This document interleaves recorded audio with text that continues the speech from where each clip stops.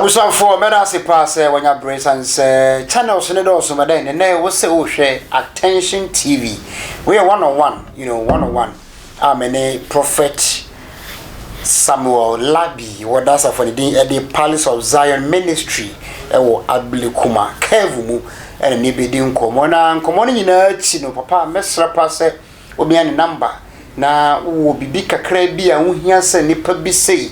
Machine many pounds and was sound so or no bit me abona what in it tell amount and our friend 0246 977 290 0246 977 290 Medino air and amensa abrompa bermaya ubetima from in a maze mature kusi ya better not say bidding command as summit that a just when say a Christopher adia bakoa edi ana enya hin e wo yesumu pa ne wuntan tibia as asore ne papa some of the Christians ana moka ne nyina ne akwankyere directions and afankyene bra fetomatu from pabo atwawe fabuku we edoso pa ntine bi sase nyamsom ne akwankyere no e yampasa akwankyere wo ho ana sofo bi na wo cheke ya ne mokasa no announce bi afa moka ba komra membe se ne 140 kuta 35 what the make an say in that kwankyere wo ho eye adwuma is it biblical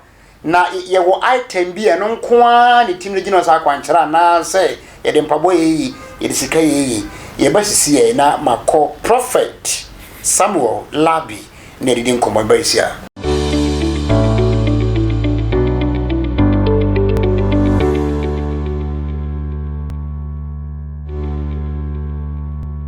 Alright, I wish you for the guy can see me try me hobana ye prophet Samuel Labi. We tell the live when I say we are grabbing me name pato Messi. Hallelujah. And I'm in Sakana, me fast the mood so enko and checkers yapa enko Obapa Abigail. We are secretary the mapapa. Watch the sampa intention kwananti. Wajin tata kraka kutani books in insua. Awaba the mission on your case. Fast also Emma Queen Vasti Foundation. Obetime Afre Foundation with 0548 30 29 85 0548 30 29 85 na kunafo nyanka wana woni bi ai so mas ne di djuma no wotimi ma made ngita ho na mahwese ne besi akọ mede ne bi na mensa abrompa berima ya ne yese bedi nkomo edefa akwankyere ho directions wo ho na yeni kan ko bisa se papa ide nkomo wi anaja wa kyeremu papa eja akwaba enua bibia boko de eja una do mutia tiase okay ya safo ne ebusu ankasa bibia yo okay na do muti bia boko okay Palace of Zion Ministry Abilikuma Kevumu so far so good me this bia yo okay nyamia dum nya hwe yi enti no okay nyakopon eda so a oboye okay eda you wisu katakakra zitwanya biere okay tibia eboko okay daddy yanko asam no so akwankyere obi hwe na wutienya akwankyere ka akwankyere de ade yo yemon paiti awa osoro ye na wase tumi na ruwa no asafe ruade ya bompa ese ruade ya safi rudina sasi ya nimse bewie na wabam yes the word by yesu amen yo papa te kase akwankyera okay na ye kyerese akwankyera se onyankopon okay chrawo bibi okay chrawo bibi se bia oda bibi dia chrawo okay se bia wa bompa ye na nyame achrawo se okay yade we you see okay na we yes ade na so a to me pia bible na wa bono okay na ma sade na obaye no to me so to be here tuma okay yeah nti akwankyere eye ade onyankopon shenipa okay ma ne ye ka bible okay okay na say e pushing bible ma ewie peye yen kan sa okay no na your friend say akwanchere na mama kana say akwanchere say o mienu ye o bombe mienu bi wo ha okay onyakopo kire obibi say fa we ebi so wo ha nyame tumi ma nyansa nim de okay say kire no say ombo tablay ana onye say ana fa kwan we so and also ye akwanchere anti ewo akwanchere ye di bibi ye bibi okay antan ye wa akwanchere anu de wo de nyansa ne wano manu fe ye ifade we na so we ya betumi aboa ana we na we ya betumi aboa we de ya entanye fe de ma and also dina me tiwase akwanchere bu wo ha ubenya so be yusu bibi dia ye amani pakro ebi so ha wo baka say yewe okay na betumi aboa wow and on your friend say akwanchere be koja akwanchere okay free utifo okay na koja akwanchere wow nesa akwanchere wo ho akwanchere ye juma akwanchere wo ema obia ya akwanchere wo ho mo obia okay ya obia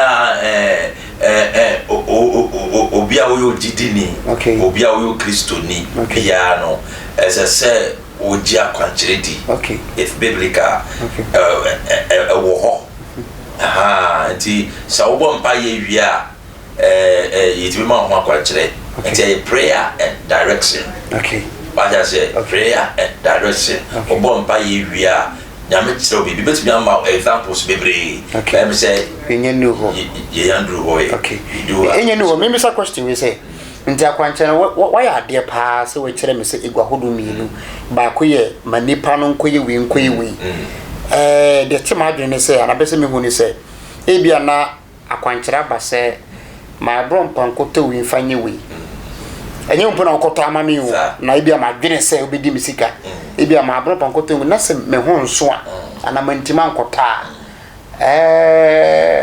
mo de betima ya aboa ebia akwanchere ba say mempe agbuburu menkope nsu bucket bi menkope we na mantima nya e wo how bi send so to me akwanchere no okay but abroad ma can say you say I can't akwanchere okay you I say chokronkron okay e wona akwanchere da bia ya me ka say ya na ka say phone se wo we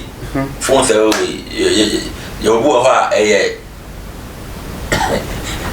phone na original good and you will be also they be China yeah enti ade bia ya wona original no fake one wo oh wow enti akwanchere efi nyankopon wo okay ansana akwanchere obidi na fu ene eniema bia enye biblika na eniema bia atwam okay okay ebi because now you we are in the new dispensation okay ya wa onkonkon bre okay so at here enti no sanity okay enti akwanchere wo but it depends nipa na or the akwanchere no mauno okay oka brofu dem be say wana obo ame we say e biblical yeah aseni say e gira twakunkun me dey e gira twakunkun so akwanchere bia o de be ma obi no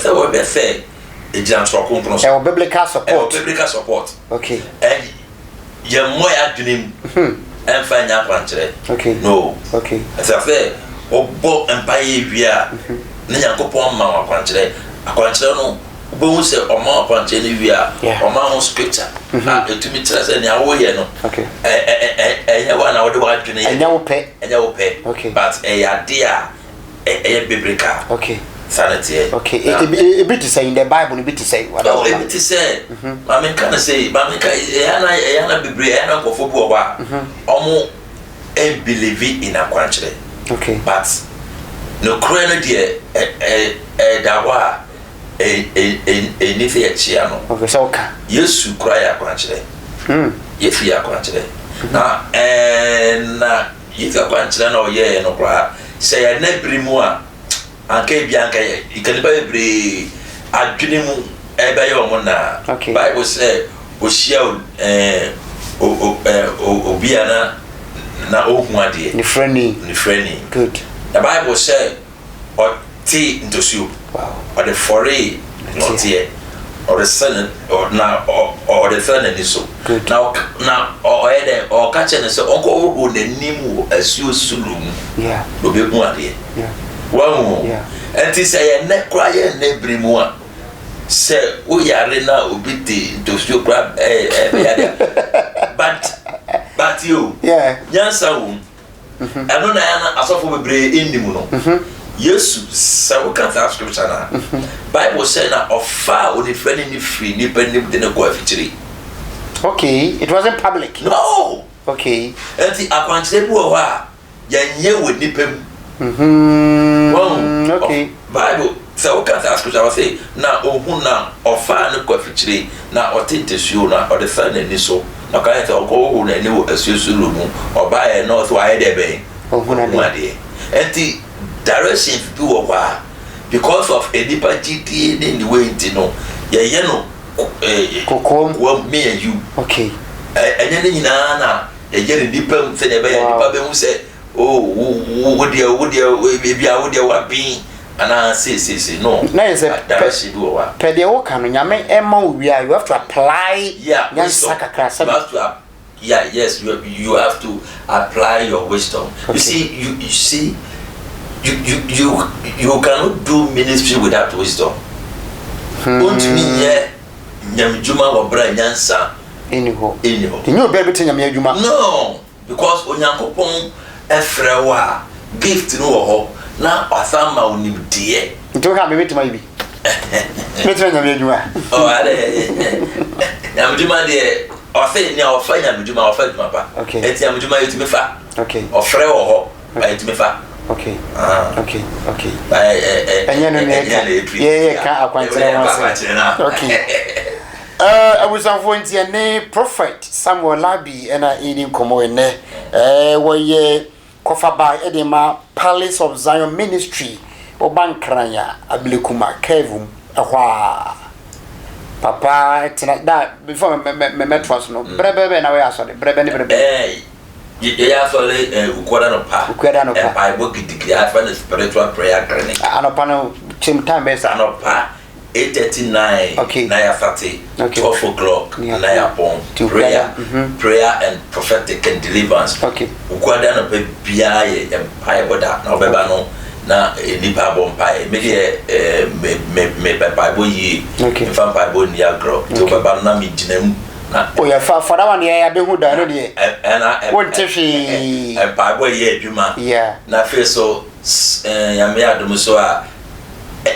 we Sunday bia fi shia anopa 8:30 na upon 11 o'clock wow just 2 hours be yeah pon sorry wow 11 o'clock na pon yeah and you know so 2 days you know we say you wo sorry I dey about 2 days we main we are oba obutumi enya ye pa okay intimation say won kran ha na wo hwe Attention TV subscribe we you know what's our share what the comment ato ho na enu achi no maintenance mpacho bomodi ansen kran ha na wo dia ablekuma osu besu akavum udu ho na no ba homa we 0246 977 290 0246 977 290 papa ranka sabefa wanye obi abuku da bi manentina hansa pacho ki obi ani ho direct na muni nkombo ne bi ntimi konkan ti mesho wo hwe program we no wo share o like comment no na wadawroma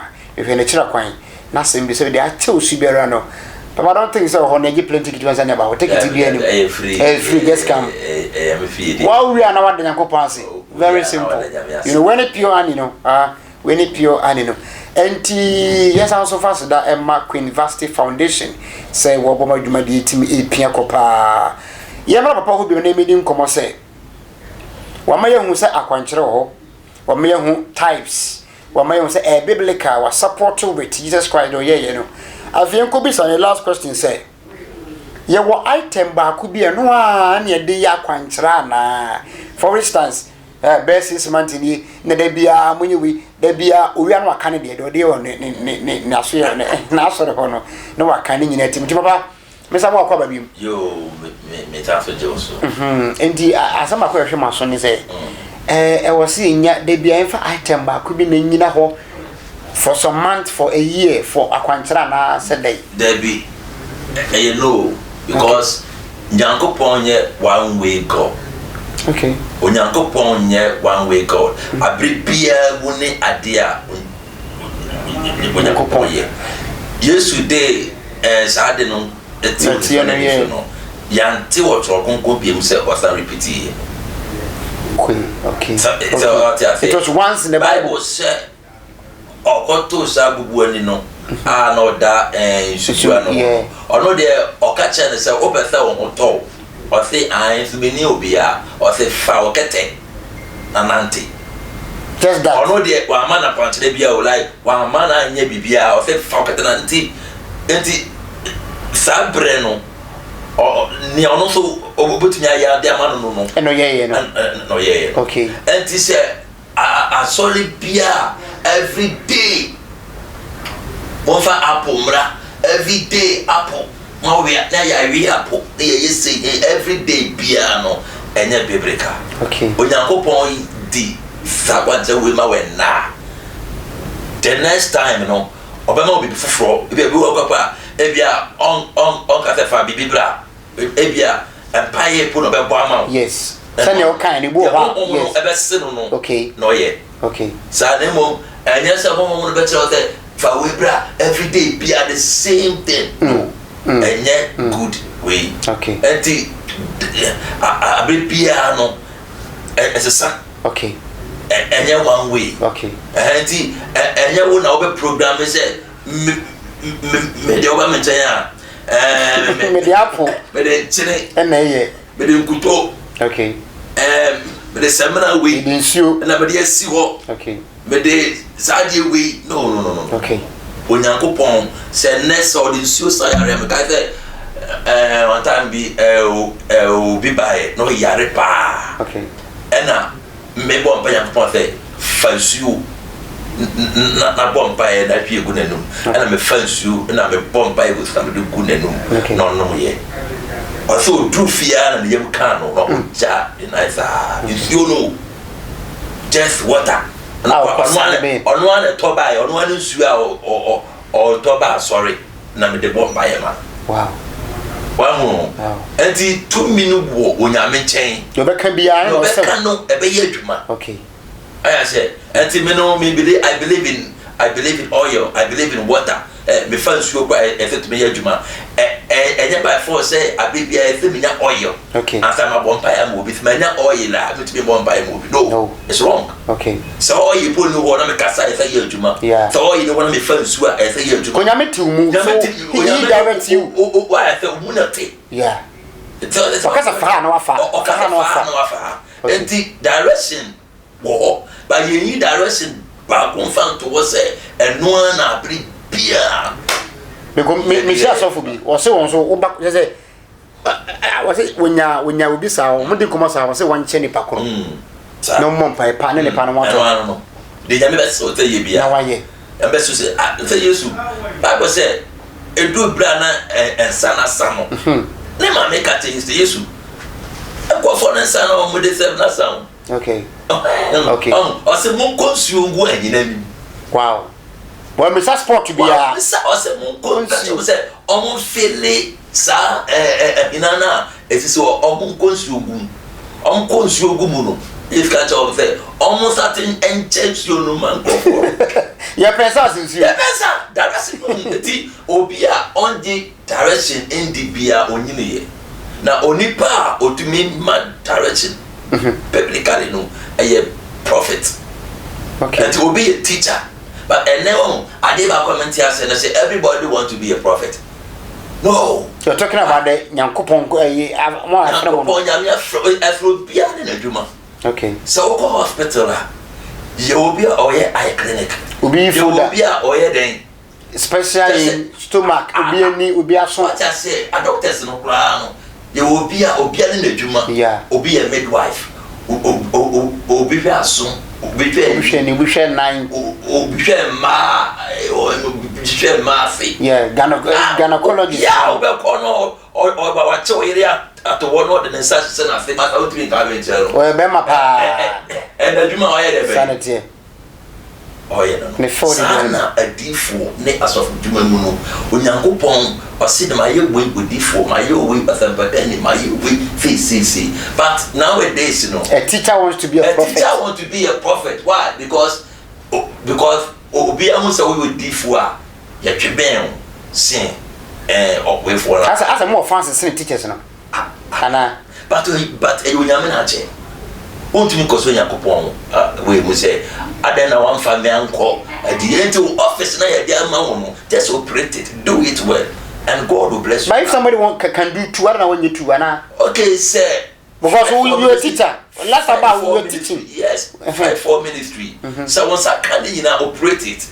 But so once I can to boase. Why don't you learn? So you can learn. No, we woman who say you also teach. Yes. You also teach. Yes. Yes. Oh, me wo ya sha fia chekakra. See, I don't know so start here. Say ma ba ko a unyi no. Yi no. Wudi ne kure no. E de be ye de ben. E kan. But some for press. You want to be a prophet. Obi start here so 2 years and now I say a prophet.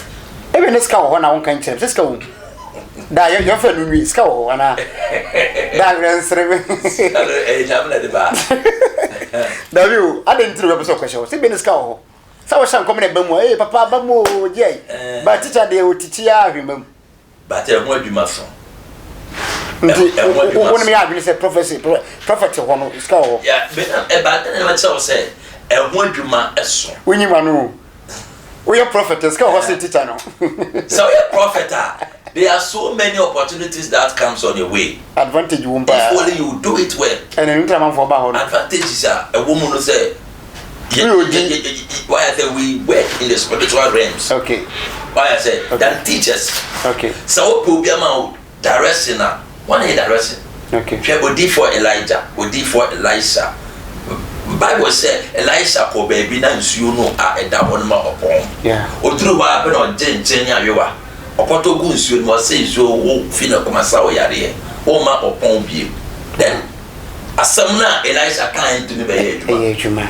So you get what I'm saying? Okay. Enti eyade prophetic no a calling for so many things. Okay. So you cannot just be a prophet. Okay. Yes. Okay. To Obia demand the office of the prophet. Okay. Why I said that is why there are so many controversies. Okay. Because we have said, oh, Baba, you D4, no D4, ne ma kwantre. Okay. O D4 and ne ma kwantre. Enti yes, no D4. Okay. Enti I say your friend rabbi teacher. Or a teacher, but you was a prophet. Okay. Bible says Oshia or Samaria and after kwantre no. Okache say ma who say when you crew back. Yeah. Or say owura ma ba so we D4. Yeah. Ampa. Okay.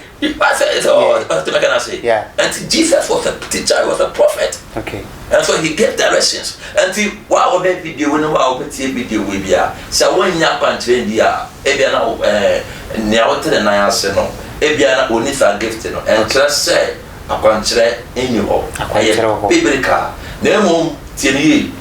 I can't try what you bring a different from old timers. Okay. To see, and you are bread, you are don't bread. Okay. I don't think I can't tell you what. Sabri we mono ehun hian se ye de be ma.